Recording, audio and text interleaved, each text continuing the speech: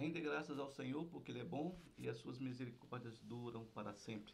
Se renovam a cada manhã, são novas a cada dia. Nesse domingo nós vamos ler dois textos aqui do livro de João, em relação a duas mulheres, uma judia e uma outra estrangeira, e em relação a duas afirmações de Jesus. Nós temos aqui o texto de João, no João 8. Jesus está no meio da festa dos tabernáculos, que durava 7 dias, está em Jerusalém.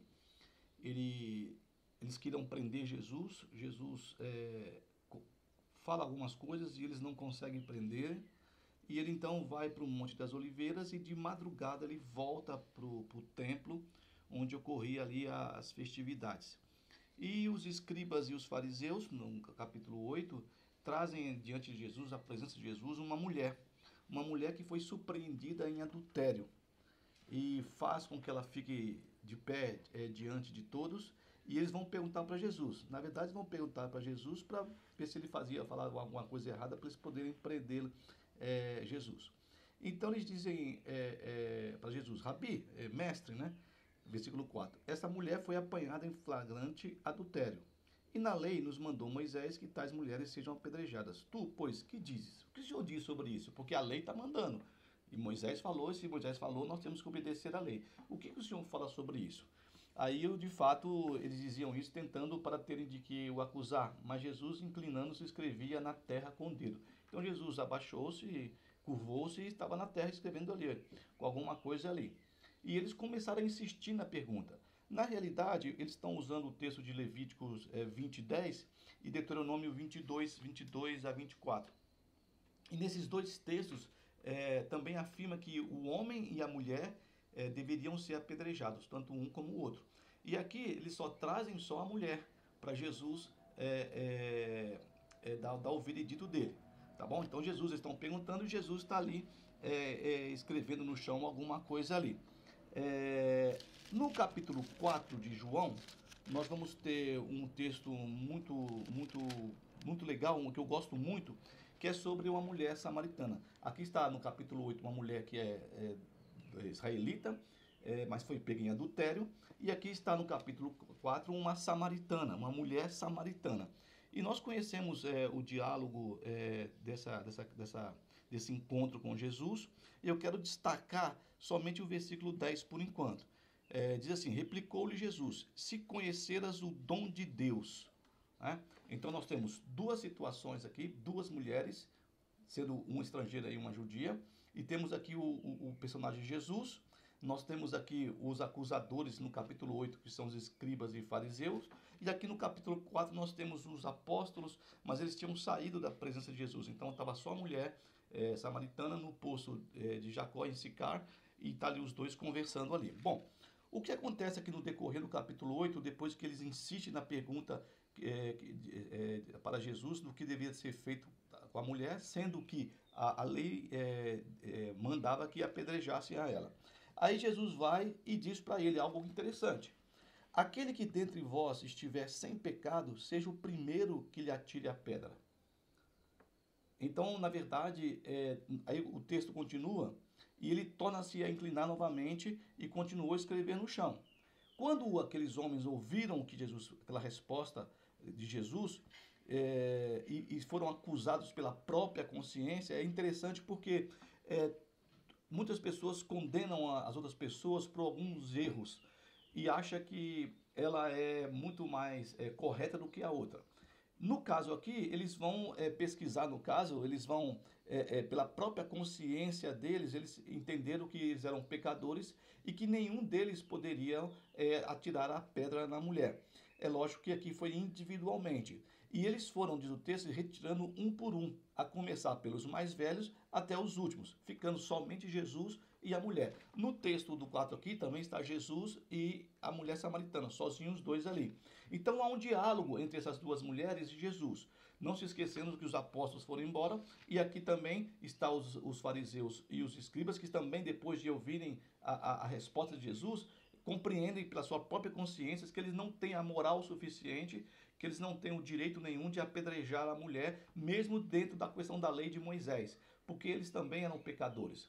E talvez, eu não sei, não posso afirmar porque o texto não está. Eu sei que eles não trouxeram o homem, né? Quem sabe este homem também era amigo deles e eles liberaram o cara para poder só pegar a mulher daqui. Então Jesus, diante da mulher, ele vai então ficar ali e a mulher em pé diante dele. Aí ele vai, ergue os olhos e vê a mulher, né? Não viu ninguém além da mulher e ele pergunta para a mulher: mulher, onde estão aqueles teus acusadores? Ninguém te condenou? Aí ela vai responder para Jesus: ninguém, Senhor. E ele então vai dizer: nem eu tampouco te condeno. Vai e não peques mais, né? E ele então libera a mulher. Ele não condena a mulher. Aqui no texto do versículo do capítulo 4, quando ele fala para a mulher, olha, porque há uma conversa ali sobre a água. Porque Jesus, como judeu, e principalmente sendo homem, e aquela mulher, já com as mulheres mesmo, israelitas, judias mesmo, os homens não conversavam muito.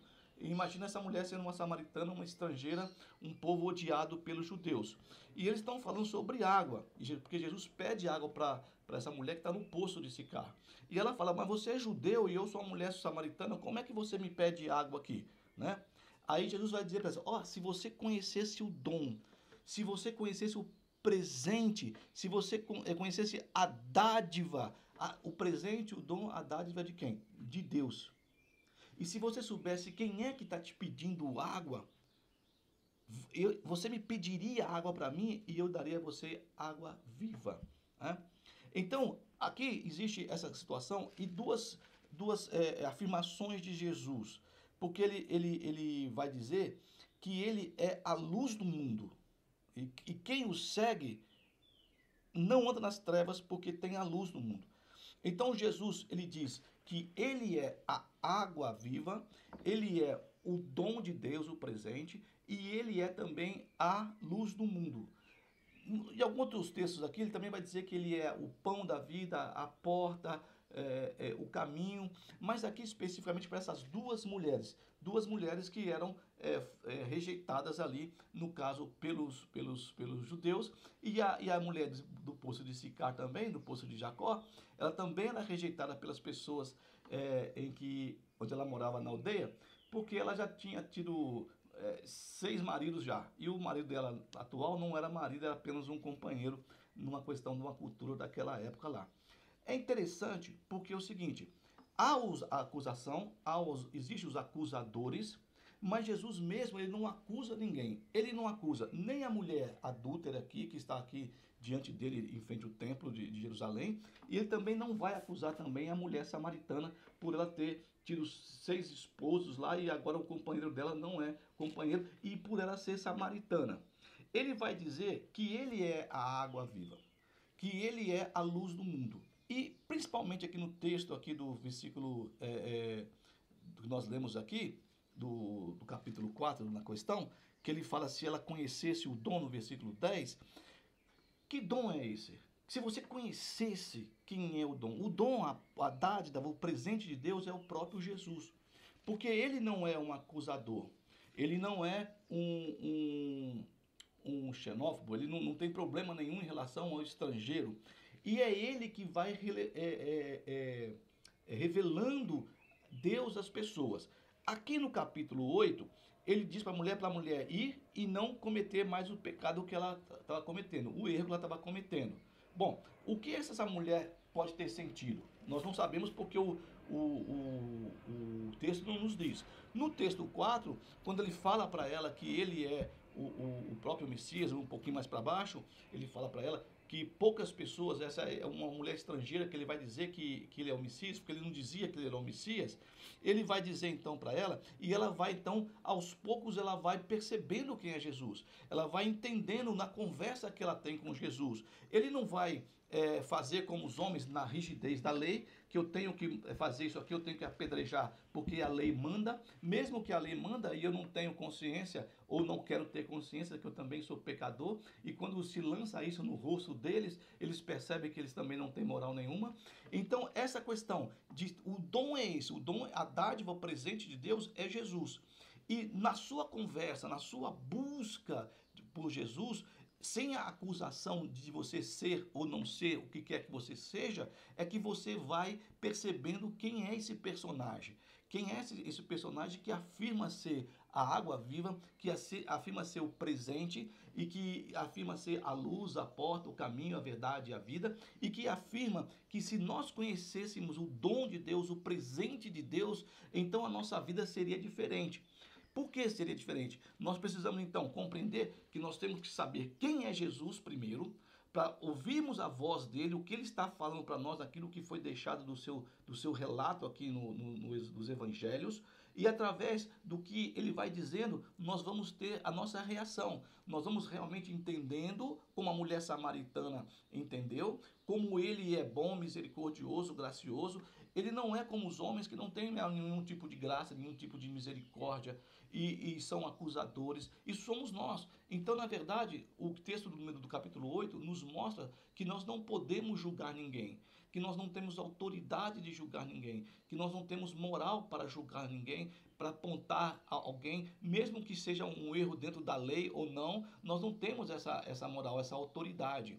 Ele teria essa autoridade, mas ele não faz isso. Ele mostra tanto para a mulher samaritana, como também para os fariseus e os escribas. Só que há uma diferença entre a mulher samaritana e os fariseus e os escribas. Eles não quiseram saber, eles foram embora. Não, ela ouviu, está uma discussão com Jesus e ela continua conversando com ele. E ela deseja também, e ela fala para ele que ela quer aquela água, essa água que ele tem, que é água viva. E ela então vai percebendo na conversa de Jesus qual era o dom, qual era essa dádiva, esse presente de Deus, que era essa revelação de que Jesus é o próprio Filho de Deus, que ele é o amor. Aqui na questão no capítulo 8, não há uma informação sobre a mulher, não é isso? Então ele vai dizer para ela que ele não condena ela, que ele não está condenando. Então nós vemos Jesus aqui não querendo enfiar a realidade de quem ele era, ou o evangelho, as boas novas, as boas notícias, pela goela dentro da pessoa. Ele está dizendo para ela, ó, nem eu te condeno, eu não vou te condenar, não é isso? Então você vai e não peques mais. Aí de novo ele vai falar no versículo 12, que Jesus dizendo, eu sou a luz do mundo. Quem me segue não andará nas trevas, pelo contrário terá a luz da vida. Certo? Então é ele que nos revela, é ele que nos mostra, é ele que clareia o nosso caminho, o nosso entendimento para compreendermos a realidade da vida dele na nossa vida, como a mulher samaritana. Então, no caminhar com Jesus, no buscar, no entendimento de quem ele é, na leitura do texto do Evangelhos, principalmente de Mateus até João, naquilo que Jesus fala, é que é nos revelado quem ele é. Eu não estou nem colocando aqui os apóstolos para frente, porque eles estão colocando e estão escrevendo, mas eu estou preocupado aqui com o que o Jesus está falando para você e para mim. Você quer conhecer? Você não sabe qual é o presente, você não sabe qual é o dom, e só a dádiva de Deus para você. Você não sabe que ele não te condena por quem quer que você seja, mas que também você não pode ter a autoridade de condenar ninguém. Ele quer apenas que você possa meditar, que você possa analisar aquilo que ele está falando, aquilo que ele está colocando. Olha, eu sou a água viva. Quem beber de mim jamais terá sede. Olha, eu sou a luz do mundo. Quem tiver em mim não vai se perder no caminho, não vai ter escuridão porque está na luz. Então, esses dois personagens, né? No caso do capítulo 8, Jesus e a mulher, e os dois personagens do capítulo 4, que está também Jesus e a mulher samaritana, vai nos revelar essa direção que Jesus quer que nós tomemos. Bom, então você vai analisar conscientemente, assim como os outros personagens que estavam, os fariseus e os escribas, também conscientemente, dentro da consciência deles, da própria consciência, eles perceberam que eles não tinham essa autoridade para apedrejar aquela mulher, apesar dela ter sido pega em flagrante adultério. Então Jesus vai usar de misericórdia, Jesus vai usar de amor, Jesus vai usar de graça, de perdão, e que nós que dizemos, principalmente nós que somos os cristãos no caso, que dizemos que pertencemos a Deus, que pertencemos a Jesus, que somos de Jesus, nós teríamos então que aprender a exercer esse tipo de misericórdia, esse tipo de graça, esse tipo de perdão, esse tipo de amor, e não nós saímos porque nós não temos autoridade para acusarmos ninguém. Olha, seja quem for, Eu não tenho autoridade nenhuma e moral nenhuma para acusar e para repreender a pessoa que é lésbica, que é gay, que nós achamos que é errado no caso de macumbeiro ou espírito e tal. Nós não temos moral nenhuma moral para fazermos isso. Só quem pode fazer isso é Jesus. E pelo que nós entendemos por várias vezes, não só nesses textos aqui, Jesus não acusa ninguém. Ele vem apenas com a sua realidade. Ele vem dizer sobre o amor de Deus. Agora, ele poderia julgar as pessoas. E ele mesmo diz no texto bíblico que ele não vai julgar. Porque quem julga é Deus. Então, se nós temos o entendimento, se nós buscamos realmente dizermos que somos filhos de Deus, que temos Deus como nosso Pai, então essa realidade desse perdão, desse amor, dessa graça, dessa misericórdia, dessa bondade, deveria estar sendo preenchida no nosso coração, para que nós pudéssemos também exercer isso, para que as pessoas sejam, no caso, tocadas, como foi a samaritana no poço de Jacó, e perceber o que é o presente de Deus, o que é a dádiva. Porque depois o texto dela continua, no capítulo 4, que ela corre para a cidade e ela anuncia. Ela anuncia, olha, será que não é esse o Messias que nós esperamos? Não está ele aqui, porque ele é profeta, né? E aqui no texto número 8, do capítulo 8, nós temos mais a questão da mulher que vai embora, não conversa a Jesus, e depois volta novamente os fariseus querendo pegar Jesus, né? Querendo repreender, querendo pegar de alguma forma uma falha dele para poder acusá-lo, prendê-lo e matá-lo. Então você tem umas pessoas aqui que conhecem a lei, que conhecem as escrituras no caso, e são totalmente endurecidas, empedrecidas no seu modo de agir, não entendendo aquilo que Deus realmente quer. Tem um fato muito interessante no texto bíblico, que é sobre Tiago e sobre João. Jesus ele é rejeitado numa cidade de Samaria. Quando ele vai pregar numa cidade, o povo da cidade rejeita Jesus, e chega Tiago e João e falam para Jesus: o senhor quer que a gente ore para que desça fogo sobre o céu, sobre a cidade, para destruir a cidade? E Jesus fala para ele assim, para os dois, em Tiago e João, ele diz assim: vocês não sabem de que espírito vocês são. Tá? E chamam a cada um deles, os dois no caso, de filhos de Boanerges, que seria filhos do trovão, né, por causa da raiva deles para poder destruir. A mesma coisa que Jonas quis fazer com Nínive, quis destruir Nínive. E depois nós vemos o João mais velho escrever as suas cartas, e eles diziam: filhinhos, amai-vos uns aos outros, Deus é amor. Então, com a experiência que ele foi tendo, com a revelação de Jesus na vida dele, na consciência do pensamento dele, ele foi mudando de pensamento. Nós vemos isso também em Paulo, vemos isso em João. Nós não vemos isso em relação à questão de Jonas, porque Jonas não teve misericórdia, não queria misericórdia sobre a cidade de Nínive. E Deus teve que mostrar para ele e falar para ele: olha, tem mais de 100.000 pessoas nessa cidade que não sabem distinguir da mão esquerda da mão direita. São crianças. E você quer destruir? E ele sendo um profeta de Deus, né? Um nabi, um anunciador da graça de Deus. Então, nós temos a importante tarefa de entendermos, de lermos aquilo que Jesus está falando. Não o que os terceiros estão falando, não o que se mastigado e jogado na sua boca para você engolir e achar que é certo. Não, você mesmo tem que pesquisar. Você mesmo tem que ler aquilo que ele está deixando, aquilo que ele está falando. Porque quando você vê e você olhar e você ler, você vai ter a água viva que brota do seu interior, você vai ter a luz que vai te iluminar, e você não vai ter mais sede, e você não vai ter mais escuridão, né? Agora, a sede, a sede, eu digo, a água e a luz, né, que é a escuridão e a sede, que são dominadas por essa água e por essa luz, vai nos revelar e vai nos mostrar.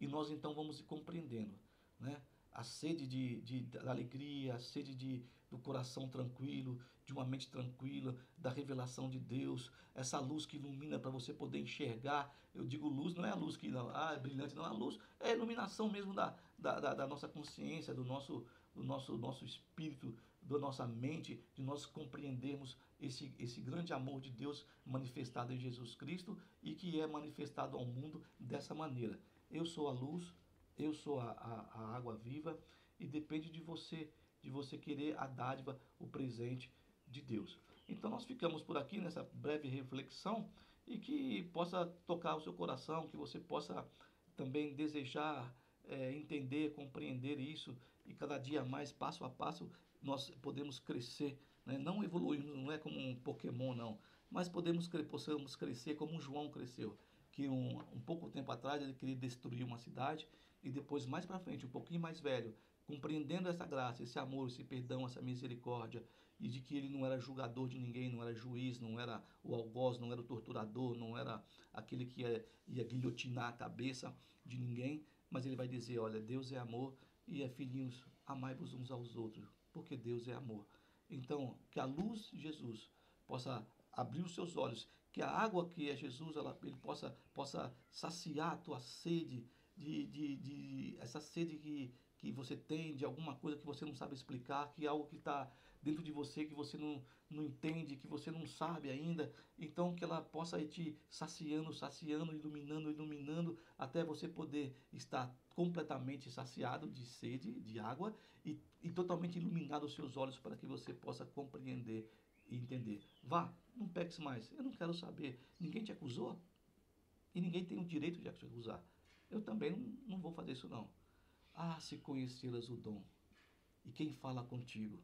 Ah, se conheceras a dádiva. Ah, se conheceras o presente e quem é que fala contigo. Então não é homem, não é ninguém, é apenas Jesus manifestado na palavra dele, que está permeada, ela está embrenhada, amalgada com o Espírito Santo, e é ele que nos revela, é ele que vem aos nossos olhos, à nossa mente, ao nosso coração e nos revelar esse grande amor de Deus. Ninguém tem moral, só ele. Vá e não cometa erros. E se você conhecesse o dom, né? Águas vivas fluiriam do seu interior. Deus abençoe a sua semana, Deus abençoe a sua vida, a sua casa, e que você tenha o desejo, que o Espírito Santo possa colocar o desejo no seu coração de buscar, de entender, de ler as palavras de Jesus. Eu volto a dizer, não é as palavras de Paulo, de Pedro, de Tiago, as palavras de Jesus, aquilo que ele falou, do pouco que ele fala, que é um rastilho que vai explodir no seu coração. Eu acho interessante porque a erva daninha, eu gosto aqui de limpar a minha rua, porque os matos vão crescendo e eu vou, volta e meia, vou arrancando. E fica bonita a rua porque fica sem aqueles matos e tal. Mas mesmo na erva daninha, mesmo nesse matagal, nessas questões, quando eu tiro aquele mato, o que eu percebo é o seguinte: os pardais, as rolinhas, os bentivis que estão aqui, até as maritacas, eles descem porque sempre tem um bichinho ali debaixo daquele mato e eles vão então comer. Então, mesmo nessa questão dessa erva daninha, mesmo na questão assim tão prejudicial, vamos dizer, né? Porque se nós deixarmos, vai tomar conta do matagal da rua toda e vai aparecer coisas piores, rato, cobra e essas coisas todinho. Tem coisas boas que outras pessoas vão poder aproveitar. Estou dizendo como se fossem os pássaros, né? O bem-te-vi, a rolinha, a pombinha e as maritacas vão ter pessoas que vão aproveitar, mesmo nas coisas ruins. Então nós possamos entender e aprender com esse Jesus maravilhoso, que é a luz, que é a água, que sacia, que ilumina a sua vida em nome de Cristo. Para a paz. Deus abençoe. E sempre lembre, as misericórdias do Senhor. Isso aqui é misericórdia. É reset. Isso aqui é reset, misericórdia. Duram para sempre. E novas a cada manhã. Amém.